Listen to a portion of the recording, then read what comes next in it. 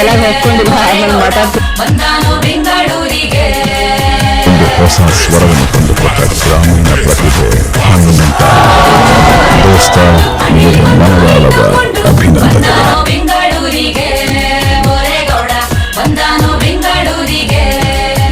ಸುರೇಶ್ ಮಾವ ಆರಾಮದೇ? ಇಲ್ಲ ನಿನ್ನ ಹೆಸರು ಕೇಳಲ್ ಬಿಡು, ಬಾಯಿ ಸತ್ತವಾದ ಅಂತೇಳಿ ಜಗಳ ಆಡಿದ್ರೆ ಬರ್ಸಿದ್ದೀನಿ ಇಲ್ಲ. ಅಲ್ಲಾರಿ ಹಳ್ಳಿಯ ಸೀದಾ ಸಾದ ಮೈಲಾಪುರ ಮೈಲಾರಿ